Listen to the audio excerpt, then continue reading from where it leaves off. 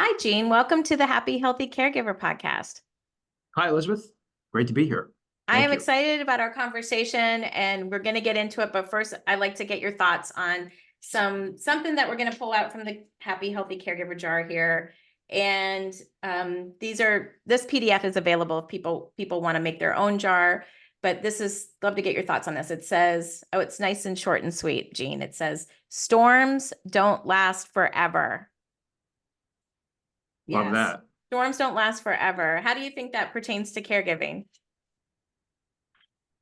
Well, I think it's the right attitude. It's an attitude of hope, right?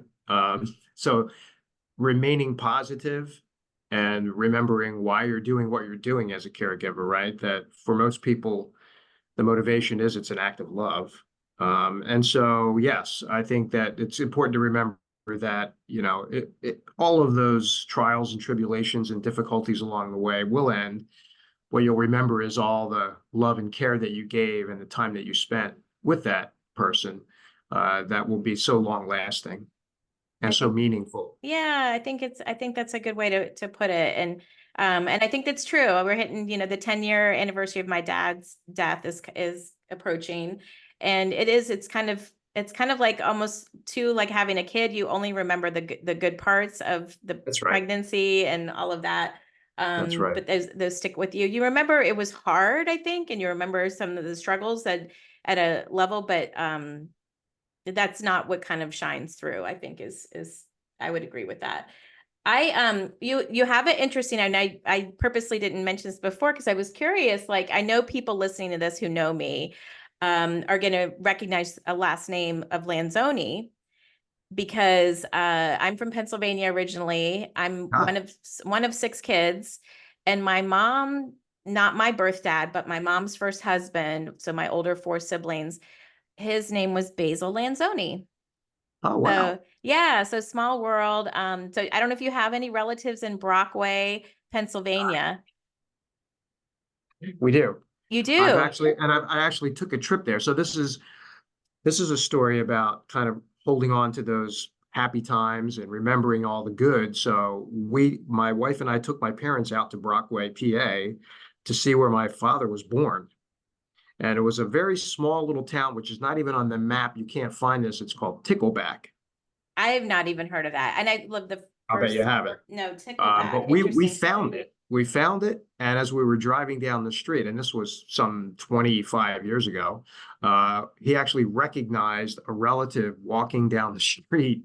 So we actually had a chance to stop, and they had a conversation. But yeah, that was amazing. And yes, we do have Lanzoni's in Brockway, Pennsylvania. So how about that? Small Interesting. world. Yeah, Basil Paul. His dad's name was maybe Francis.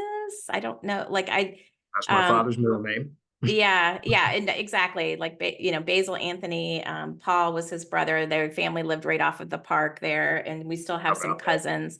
So yeah, small world of Lanzonis. I'm sure I'll have to tell my siblings that we definitely connected and have some roots that tie up there together. What was your dad's name, by the way, in case they kind of know the family tree?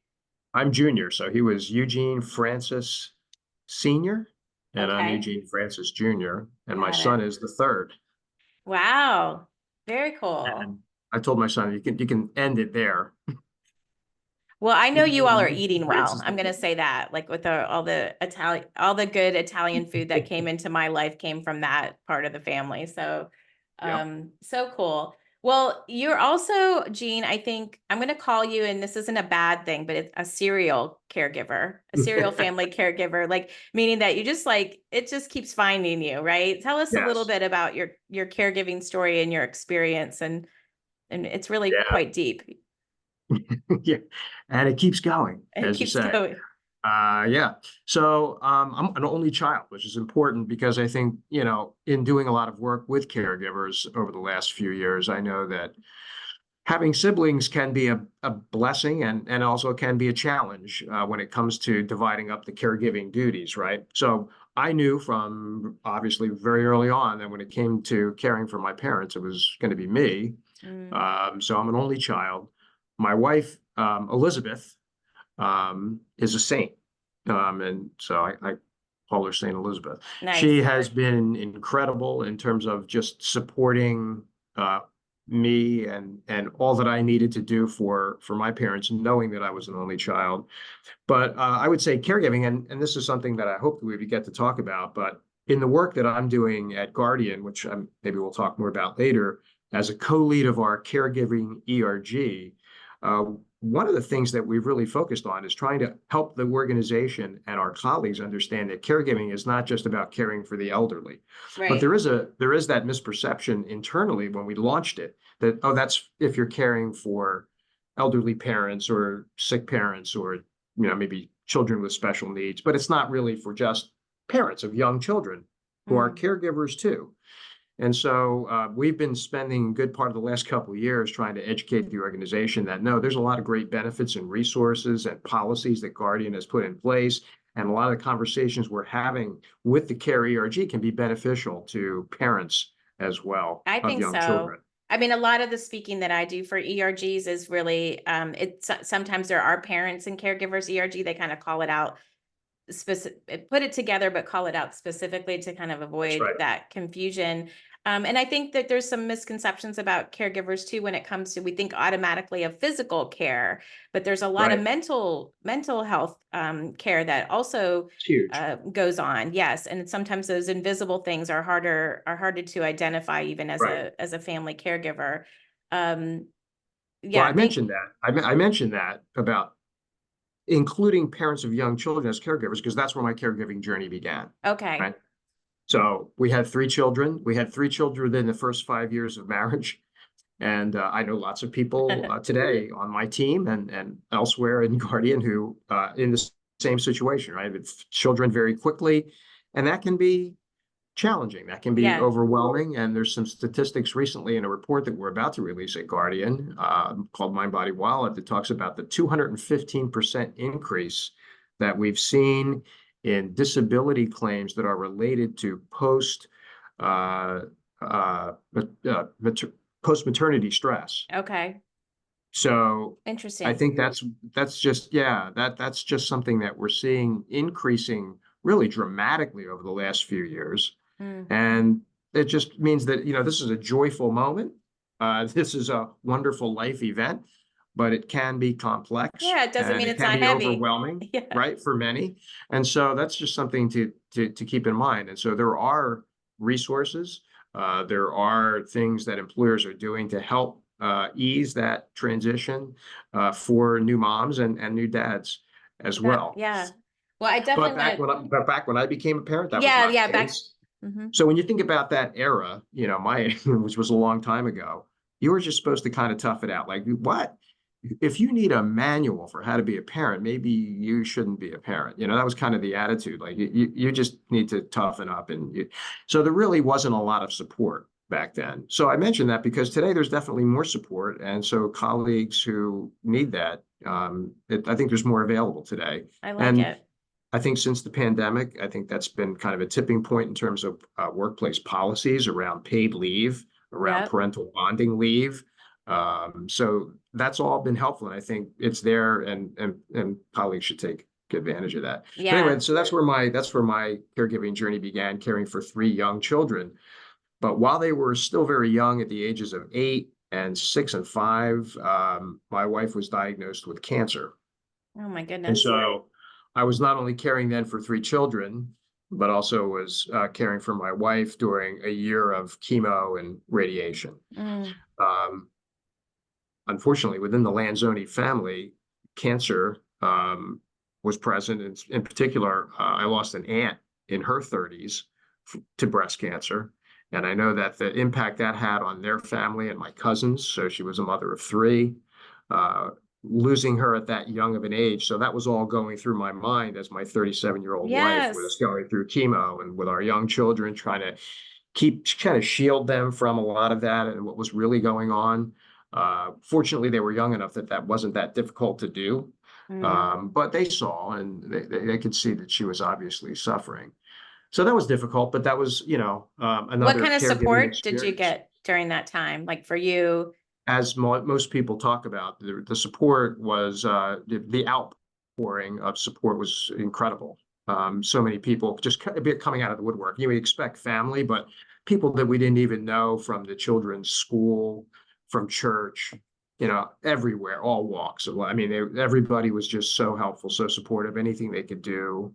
So we Do you think felt very it's blessed. unique to that diagnosis in particular, that outpouring disorder? Because that doesn't necessarily happen with a lot of, No, like, oh, I'm caring for someone with COPD or someone, uh, um, yeah, maybe. different diseases, a stroke, or I don't know. Hopefully not. Like, hopefully it doesn't matter. It's, if you're well connected in the community, they're going to show up for you. I think so, but maybe it does have something to do with a young mom with three young children, and Yes. there's probably people feeling even more empathy from the school, especially, right? So Mm. other moms, where they knew her, they knew our family, they knew our kids really well, so they probably wanted to try and do a little bit more. Yeah, so that was kind of my And second she's in experience with remission, caregiving. or she's Yeah, how's so good. yes, probably should cut to the end of the story now, Well, right? no, just want to not leave people hanging. They're like, what happened? Yes, Or yeah. exactly. No, exactly. Yeah. So that was in Oh, 1999. So yeah, she's 25 years. amazing. I'm so yeah, yeah, yeah, 25 years this year. So then within about 5 years of my wife being in remission, um, we have parents, and her parents were in their 70s, mine were in their 80s at that point. In the early 2000s, and we knew they were going to need care. Her parents had health issues already in their late 60s, early 70s, and my parents were getting older. And so we bought a house that our long-term care policy was buying a house that had an in-law suite. Mm. So we just knew we were going to all be living together at You were a some point. solo caregiver, I mean, And a only child, so you kind of only knew. child, so that's what we chose to do, and we used it. So over a 9-year period, we had at least one parent living with us for a 9-year period. Mm. Yeah, and that was, as we kind of said at the outset, wonderful in so many ways, but obviously also draining in many ways. But we talk about it to this day. My wife and I wouldn't do it any other I way. was going to No, ask no, you. absolutely. Oh, zero And regrets. were We your just, kids helping? They're obviously seeing you hands-on care. They had some roles. probably the greatest benefit is exactly that, just what they saw, what they Mm-hmm. witnessed, and being part of, my parents and her parents' lives right to the end, as opposed to, needing to visit that. And you know what? I mean, and it works differently for everybody. And, not everyone is in a position to do it. Not everyone can do it. Maybe financially or otherwise, it works better if you can, use a facility. But for us, we felt really blessed that we could afford to do it, that we had the ability to do it, and that our kids were able to be a part of that. Yeah. So my parents and her parents were in their lives to the very end. Wow. Wow. Yeah. Yeah. I mean, yeah, there's a lot of options out there for people. So I like to kind of spotlight the different options that caregivers have. Yes. And depending on your situation, some things work better than others. It's nice to hear you wouldn't do it differently. I think that, we No. want to live without regrets. And I know that it wasn't easy. Like, we're kind of given the Cliff Notes version of it. No. But it's, there are some tough peaks and valleys of these years together, Oh nine, yeah. 9 years, particularly when you had a multi-generational home. Like, what got you through some of the tough times, Jean? Yeah. I mean, I can remember there's like two instances as you were just talking that like still come to mind. One is I remember there was some issues at work, some management shakeup, and I was feeling a little bit uneasy about, the situation at work. And I came home one night, and the kids were, there was some issues with the kids, and my mother was started to have dementia toward the end. Mm. And I just remember walking into the house, and it was just like chaos. And I was just like wiped out and I commuted, an hour and a half each way to work. So it Wow. was a very long day, as most of them were back then. And just walking into that, and I remember being in I was just, I would lay down with my mom at night to help when she would go to sleep, and we'd pray together. And I remember her saying something about the commode needed to be empty. Oh, no. So I was like, I had You're just at a laid down, very I just serious put my head moment. down. We Yeah. just start, yeah, and it was like, and I just that moment for some reason, and I've repeated that about the emptying of the commode being like this. You're like, that's a buzzkill of your end of Yeah, the it's a day. big time. Yeah. Yeah, yeah. So Yeah. there's that. So um, there's that. I think memories though of um like birthdays and things celebrating all together when we're all. I mean, they were crazy times, but they were great times. Just the fact that we could share all of those moments together. They were just there when my kids were helpful. And you asked about that, I should give them more credit. So yes, they did. They stepped up quite often to help in any way that they could. Do you have any tips for someone who's maybe thinking about this multi-generational home idea? Like anything that you'd want them to know before they kind of go in on this? As I said, I think it depends on the situation. Given that we had the room and the space, I think that made a huge difference, right? So by the time my mom passed, she was the last to pass. I had two teenagers and one who was like 10 or so. And I think the fact that we had so much room and space in the house, I think the kids felt like they could still like live their life and we still could have friends over. It wasn't like that the whole house was devoted to, caring Mm, for my parents. So I think that's one of the reasons why it was doable and didn't disrupt, the family life too much. But, I do think every situation is different. So you have to kind of do what works for you. And, again, sibling support is kind of key, and that plays a role in whether you make a decision to, do it in your home or provide care elsewhere. I think that's also important. So for me, having my wife who was playing this huge role, right? I couldn't have done it. I could not have done this right. alone. And So it thankfully just shared health was back, in shared a help good is spot. huge. Can you imagine? No. The Jean, you talk about you've obviously had much experience as a man who's working corporate environment while you're caregiving. Like what are some of the things, pre now, like back then that were helpful to you at work, or is that how we got to this point of needing things like ERGs? That's how we got to this point. Yeah, so it was not. Here's a story that I do tell, which really speaks to how far we've come. Even in the last 10 years. So, my mother passed away 11 years ago, and when she passed away, she had an episode in our house. I had just finished up working on a project that was like a 6 to 9 month project, working with this large cross-functional team, and we were reporting out the findings to senior leadership this particular day. Of course, it's all coming Of together. course. And so I was right in the middle of presenting when I got a phone call that my mother, was brought to the hospital and they weren't sure if she was going to make it through the night.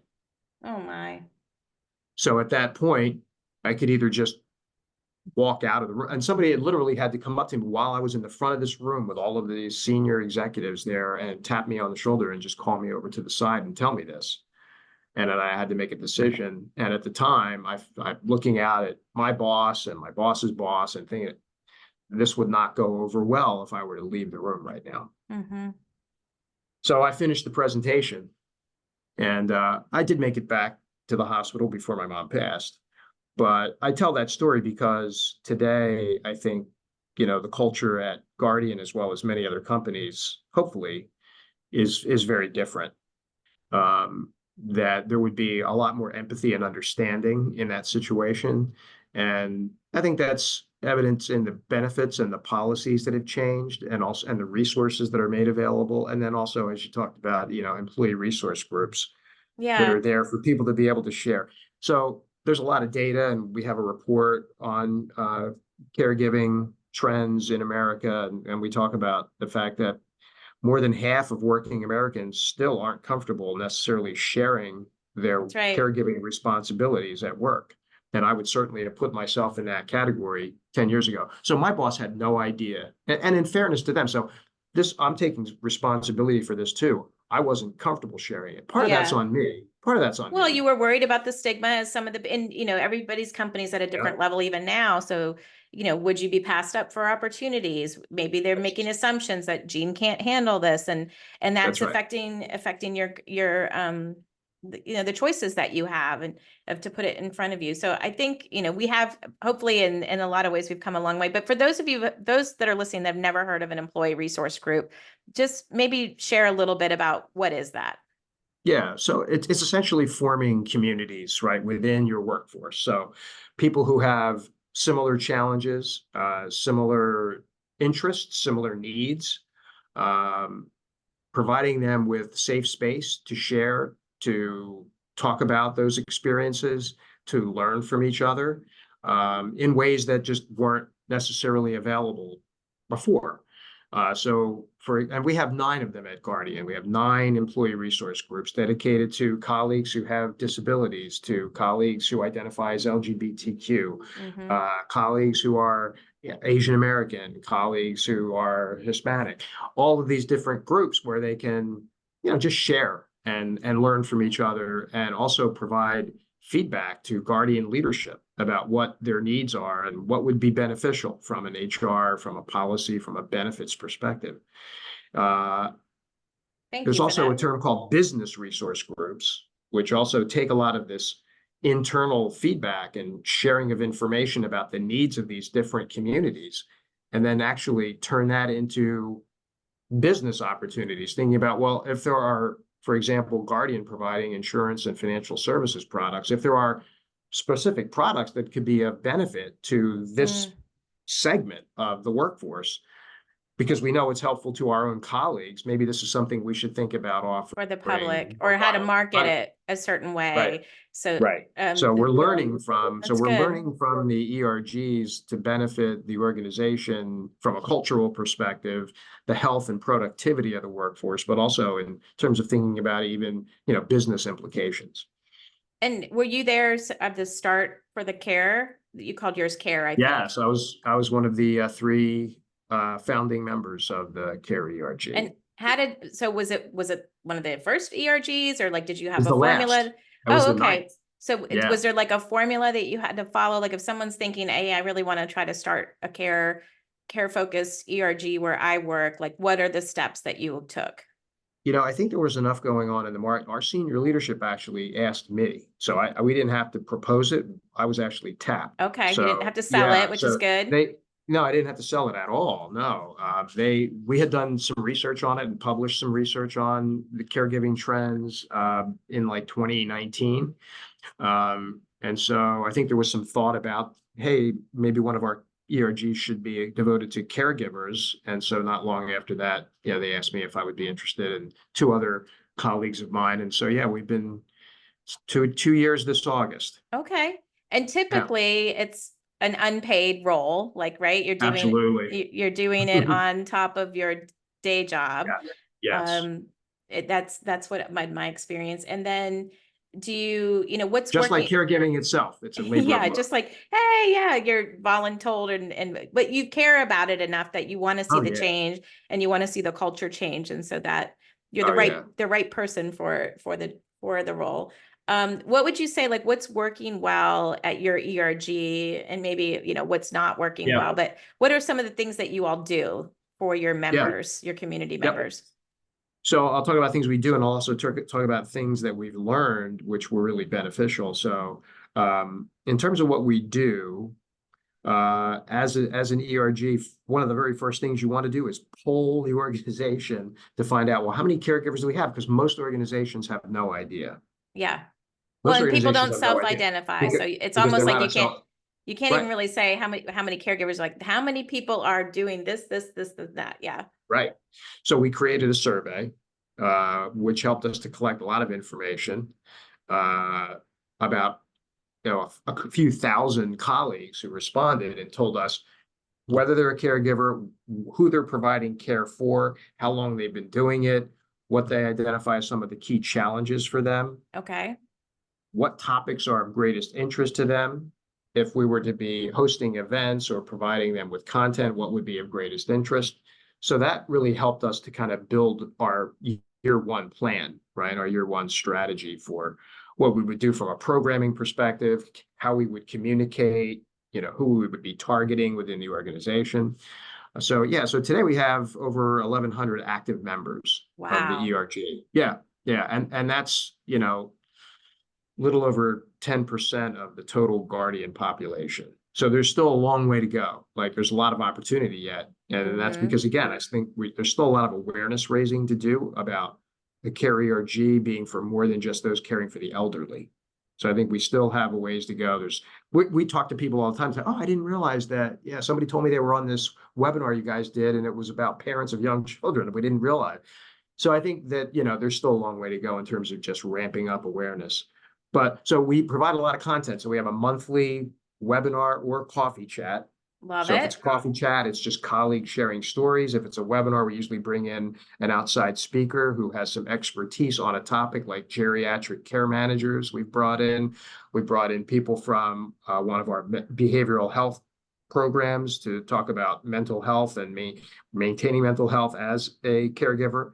We talked to some of the caregiver resources that we have, like concierge services, like a Wealthy, and had them come in and talk about what they do to support working caregivers. Talk Nice. about, yeah, those kinds of benefits, right? So that's one of the major things that I think the ERG has contributed to the organization, is raising awareness about our benefits, about our policies, about what Guardian is actually doing to make life a little bit easier for our working caregivers. And again, Mm-hmm. many of them were just unaware of these things. I mean, I So can that's tell you, one. I wasn't aware where I worked, like of what I could have used, Yeah. until much later. So it's good that, Right. there wasn't an ERG for that, and there wasn't some of those things, but and it's glad, I'm glad that you've got, different types of things. You've got educational webinars and content Yeah, and like sure. fast tracking them to Yep. resources, knowing that they're not alone. And then the coffee chat to kind of just get Right. things, air things out. And um, caregivers have the But best beyond that, ideas. Yeah. But beyond that, I think number one, though, I started with the programming, but what that led to is people meeting each other. So when I said in the Yes. beginning, it's about community, right? It's about building community and it's about strengthening the culture. And that's what's been happening, which is more exciting than anything, is having people come up to me and say, Gene, I've never had a conversation before with a colleague about what I'm doing with my husband who is struggling with early dementia. Right. And I've met now 5 other colleagues who are going through the same thing, and I had no idea. And we're talking about it and we're sharing, and it's been really helpful. Yes. Yeah, Like it's for the me, emotional that's a huge therapy. win. Yeah, and it's the practical things, because I'm sure if they live in the same area, they could potentially connect to some resources that have been helpful for them. And all of that makes it very accessible too. Do you have like so you have the meetups, but do you also have a place to communicate in between meetings? Yes. So yeah, we have basically our own like social media channel. So we use a platform known as Viva Engage now, formerly Yammer, but it's basically, a water cooler type of Like a digital. Slack or Microsoft Like a Teams? Slack, Yeah. right? So people can share and post articles or post questions. Around the holidays, we did tips for how to enjoy the holidays if you're a caregiver, like easy recipes or tips for going on vacation when you have an elderly parent with young children. So that was, yeah, we got some really good I'm really suggestions. And it impressed of your was a with nice the exchange. Yeah, and with the engagement that you've built. Like some organizations, their heart is in the right place as far as their ERG, but they have a hard time because they're working their day job of putting some focused attention on it. Yeah. Um, and that's why, like I have a package of support and services that I put together for Happy Healthy Caregiver to support ERGs, with like leading a support group, doing webinars, helping them moderate panel discussions, giving them content ideas for their channels. But some companies are doing a great job on there, and some people need a little more help with that. And some people can maybe afford the big buck, platforms that can do all that. So working with people's different budgets, but I'm really impressed. In 2 years, I think you should be proud of the engagement and the community that you're building. I know you don't want the number of you felt like was not where you kind of thought it needed to be with your active members, but for somebody who works with ERGs, I think it's very Yeah. impressive. Yeah, I only say that because based on our research, we know that like 7 in 10 workers today meet that definition, this broader Yes. definition that we've been using in this conversation about who a caregiver is. We know that like 7 in 10 guardian colleagues probably have some kind of caregiving duties. Yeah, or And expecting yet, them to come. And wouldn't it be yeah, great to kind of get them before they're like hair's on fire, yeah, because I always share too that like the best day to find support and connection with other caregivers is on your best day. Like why wait until you're in a crisis mode and then like, oh my gosh, what do I do next? It's like if you can kind of tip your toe in and kind of just learn a little bit through osmosis, especially like in your situation, you knew it was coming. And I think a lot of us, we can kind of anticipate situations right. like that. I mean, in my family, my folks are deceased. And so we anticipated that when that happened, the siblings were going to have to cooperate to help with one of my brothers who has an intellectual and developmental disability. So you likely know, but again, that's very Yeah, different than caring for an older adult. So it's like you're in this whole new learning thing of needing support and resources. So every nuance is maybe a little bit different. But well done. Is there anything that like did you reference anything outside of your own ERGs at Guardian or do you reference anything today outside to kind of inform you and fill your bucket about what ERGs are doing and how you could um, choose, we maybe add things to what you've already got? yeah. So we do have an equity and inclusion committee that kind of Okay. oversees the running of all of the ERGs. And so Okay. they provide us with benchmarking data. We meet twice a year in person. And usually at those meetings, we just had one in April. They shared some benchmarking information about and ERG best practices. We had a guest speaker come in who consults Amazing. with a lot of those large, like Fortune 500 companies around their E&I programs and ERGs. And so she gave us some, great advice about how to continue to kind of move the needle forward with ERGs and how to continue to get, senior leadership support and budget and all of that. Yeah. Yeah. Budget and all of that. Exactly. Cause it's like, Mhm. you want to get, the right folks that are helping you all. Amazing. Well, anything else you want to add on the ERG topic before we kind of switch to a self-care? Um, The only other thing about the ERG, and this is kind of where we're going, and we started to go there in the second year, but in our third year, which will begin in September, because this caregiving community is so large and diverse, we've talked about elder care, child care, children with special Sandwich needs, generation, both. sandwich Yeah. Yeah. generation, right? And even when you say, oh, even, spouse or partner care, right? Mm-hmm. All each one a little bit different, have little nuances, and probably have some of the different challenges and needs. We're really going to be breaking apart the ERG. It's not going to be one ERG, but we now have like subgroups focused on each of those different segments of the community to develop programming and content and foster community that's almost like a I love it. sub community within the larger caregiver community, just because we're recognizing that the needs of each of those groups and what they might be interested in terms of content might be very different. Yeah, like I mean, there is this like umbrella of things that can help general caregivers as far as like your guardian benefits, maybe even like self-care type of mental health for Right. caregivers overall. But then to your point, there are some nuanced things. Dementia caregiving that needs like a whole other type of thing then Yes. so yeah, depending upon your condition, I can totally see the need for that. Very cool. Well, I want to learn a little bit about your self-care, Jean. Like when you were in the throes of being the serial caregiver over the years, like what, how did you, my definition of self-care is like anything that energizes you, gives you peace of mind, or is just Yes. plain joyful. Like how did you check some of those boxes when you were raising kids, caring for older adults and your Yeah. wife? It probably nothing all that exciting and That's probably okay. That makes it more fairly attainable. common. But for me, I'm also a deacon in the Catholic Church, and Okay. so my faith is very important to me. So I would be kidding myself and anyone else if I didn't say it was my faith that really was the number one thing that got me through all of it. Mm-hmm. Um, Especially when my wife had cancer. You know, I look back on that, and people ask me like, well, well, they'll say, well, you must have really been having a rough time. That must have been horrible. And my recollection of it now is it wasn't. And I just feel like I was floating through it.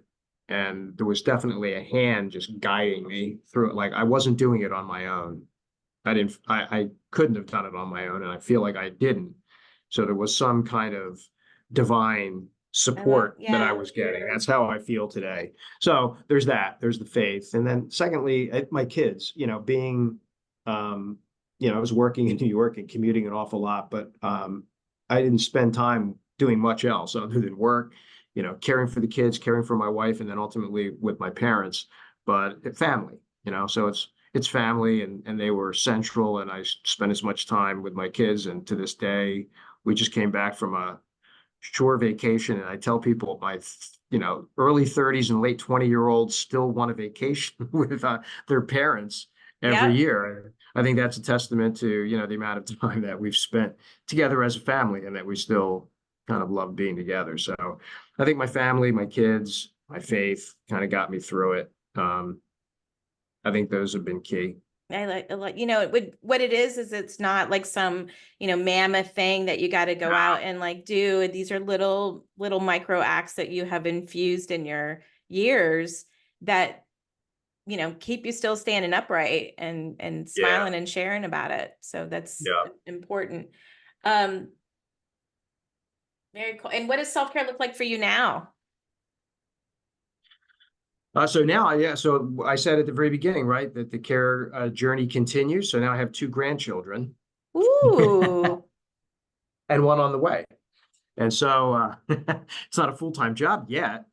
I'm still working, as you can see, yeah, but we have two grandkids that my wife's watching them twice a week, and on those days, I try and work from home so that I at least be around a little bit, spend some time. So yeah, we're doing grandchildren caregiving now, which is different but awesome. I don't know. That's the best way I can describe it. Raising kids was fantastic, but grandchildren, and that's not just because you can everybody says, yeah, you like that because you can just hand them off at the end of the day. No, it's not yeah. that. It's Well, just that there's a different, I think you're at a different point in your life where you can just appreciate that time, and how much love and goodness they bring into your life, just like your kids did, but you were probably too busy, stressed about, raising a family and paying the signing mortgage up for and your the, job and yeah, practice your and, career. Yeah, mm-hmm. there's too much going on to really fully appreciate them. So now, like every little thing they do, we just, plenty of grandparents, they're showing off their pictures and the videos now. And You get so it. that's where we are. Well, and you're not the first person that like, I think sometimes people will be like, oh, did you mention it under the self-care umbrella? Because I recently spoke to another guest who called spending time with her grandkids a non-negotiable because it really fed her soul, like filled it up with Yeah, joy. And it just got, that yes, it is energizing for her. It can that's sound right. like raising, caring for kids can be exhausting, but It is. in short stints, like maybe what you're doing, and your wife is doing, like it can be energizing and give you kind of a new perspective on things. Everybody's different, right? Mm-hmm. I was talking to one of my colleagues just this morning here, and they said they're having a hard time getting their parents to watch the kids at all. They don't Yes. get it. They're like, we thought they'd be like loving being great. So everybody's different. I mean, my They parents were their view not. is their view is, hey, we've done this already. Yes, my parents raised Been six there, done that. kids, and the grandkids came soon after, started coming, and they were made it very clear that they were not the kind of grandparents that were going to keep the kids for, Yeah. So, they would, yeah, to each his own, and everybody's they each different, and their everybody own. been Ex- through enough, maybe of caregiving. But yeah, we love it. So that is, I think, self-care in its own way, is just spending time with them, being able to kind of replay some of what all the good times and what are great memories of raising our own kids. Yeah, even like the favorite books you had as a kid or the activities Oh that, yeah. or you want to teach them. I can't tell you how many little people I've taught how to shuffle a deck of cards and make the little bridge. And, it's like, I remember Oh an yeah. older person teaching me how to do that or how to ride a bike or like those Yeah. kinds of things stick with you for sure. Surprised that more people. So you're right about that. For me, that's a self-care thing. I think for my wife too, is it's almost like reliving your youth a little bit. Yeah. You know, when you spend time with your kids, you did too. You know, I pulled out the old Hot Wheels set that I had and that brought back tremendous memories. Now we're playing wiffle ball with my son in the backyard. Like, oh, I used to do that, you know, with my cousins and my dad, and we, you know, brought back great memories. Well, now the same thing with my grandkids. So it's an opportunity to kind of, you know, go back in time yet again, you know, at a time where maybe it even means more, you know, it means something different now when you're at this stage rather than when you're a parent. Yeah. Yeah. It's sweet. Very sweet. Well, I've got a few questions to ask you from the Just for You Daily Self-Care Journal, Okay. Jean. So let's see what your thoughts are. This is, you know, these were intended to be prompts to help people put more focus on their own health and happiness. Okay. I'm not sure if you'll have an answer for this one, but maybe share a boundary that you set, or maybe that you need to set to create more me time for yourself, more alone time for yourself, or me time for yourself. Did you have to set a boundary or kind of do anything, even with work-life balance? Was there anything there? Um, yeah, you know, I can't say that it was like a conscious thing, but I would say, and I didn't mention this before, I guess I've always tried to continue to do things that I enjoy, right? And I didn't have like a grand plan around it and nothing set in stone, like I've got to do this X times a month or something. But you know, I enjoy going to baseball games, and I've had, you know, tickets to see the Yankees for years and years. My uncle passed them down to me. And so Mm, I've continued to do that, and I take the kids. And so I would make sure that I would still do that, you know, for many, many years. So the things that I that's enjoy, good. I try to keep doing, you I, know. I think it's a grand idea to have like some kind of repeat thing, whether it's like, you know, theater tickets or something Right. you enjoy, and it's like the date is happening and it kind of forces the moments to Yes, happen. Because sometimes I think you can look back and you're like, whoa, I haven't had a date with myself, or that's true. you know, in a Yeah. long time. So it can kind of, scheduling self-care is a master tip, I think, on that. So in Yeah. a way, the baseball schedule helped you do that. Baseball schedule and my wife likes going to the movies. She'll go to baseball games, but doesn't enjoy that as much as going to the movies. So we do that. We make sure we're, I you know, love the going movies. fairly often. So yeah, those are things that we do. But so I don't know if it was like setting a boundary per se or saying, but we definitely made it a point of continuing to try and do things, you know, together, especially like going to dinner, going to a movie, and then things that I would do with my kids, just so that we weren't always in the throes of caregiving, you know, when my Yeah. parents were, yeah. It's important to have those moments.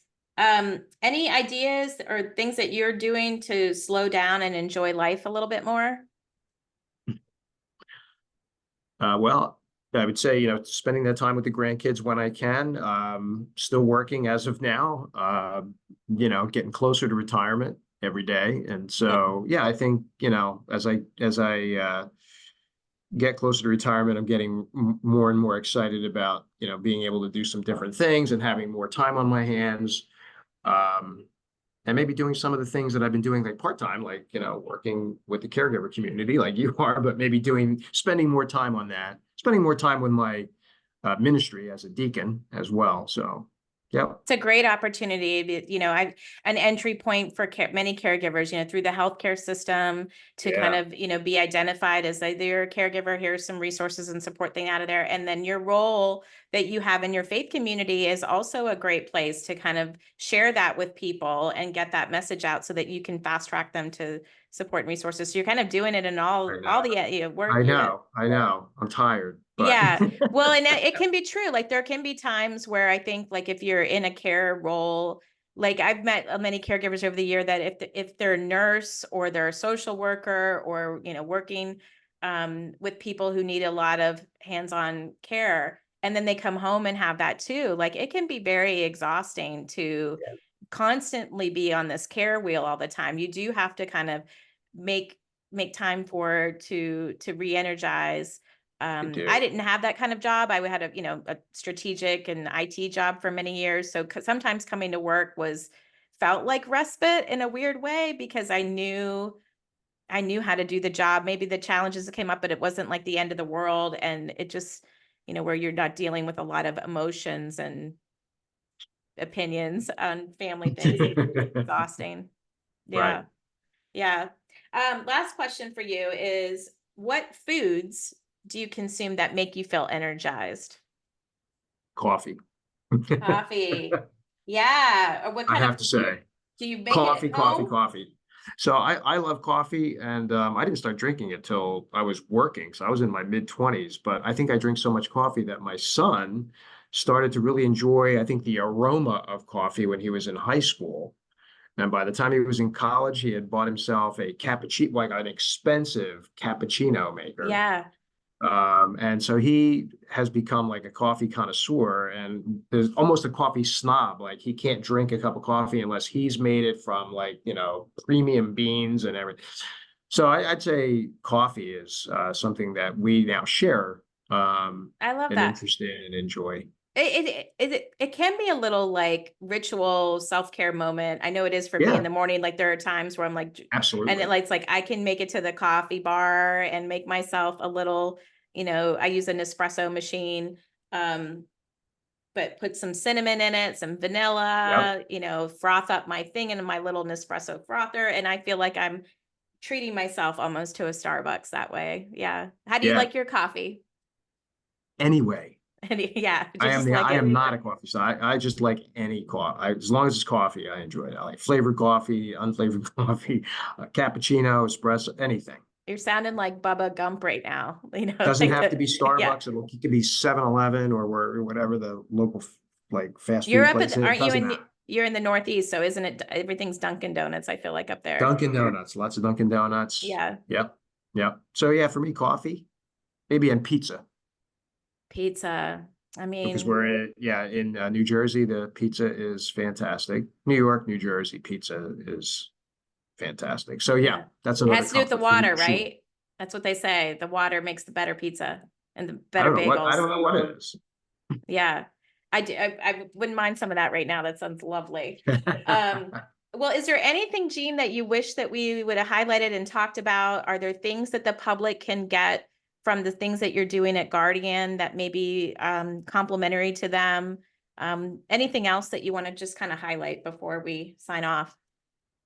Um, some of the research that we've done address things that we've talked about today around caregiver challenges and needs and resources that are available through their employer. So if you don't have an ERG, first of all, I would probably make sure that you're asking the question because there might be an ERG and you might not even be aware. So if you are working and you're a working caregiver, definitely find out if your organization has an employee resource group and ask what kinds of services, what kinds of programming, what kinds of content, uh, and maybe even opportunities to get involved if you're interested. So that would be one thing. And then we do produce a fair amount of research among caregivers. So you might find some content related to things that you're dealing with, challenges that you're facing, and some suggested resources and solutions within that. So I think maybe that it's on our website. Maybe that's something that you're going to make available to Yeah, I'll Elizabeth. put it, But I'll put yeah, a link in the show notes to that. And I'll also put a link. I've written some posts about how to start your own employee resource group focused on mm, caregivers, some of the steps there. I also wrote one on about how to like build the engagement on that and grow your community. So I'll share a couple of those links too, in case people are just trying to like suck in all the resources. And this gives you ideas of things that you can either, yeah, get involved with or think about starting, because I think it really matters.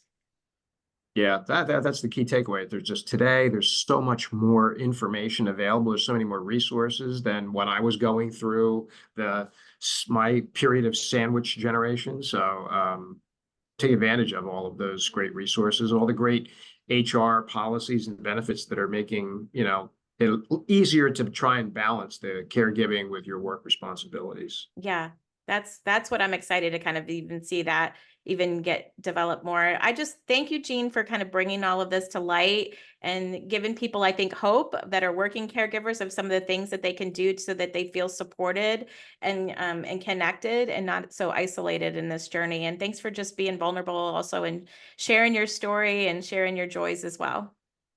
Thank you. Thanks, Elizabeth. It was a pleasure.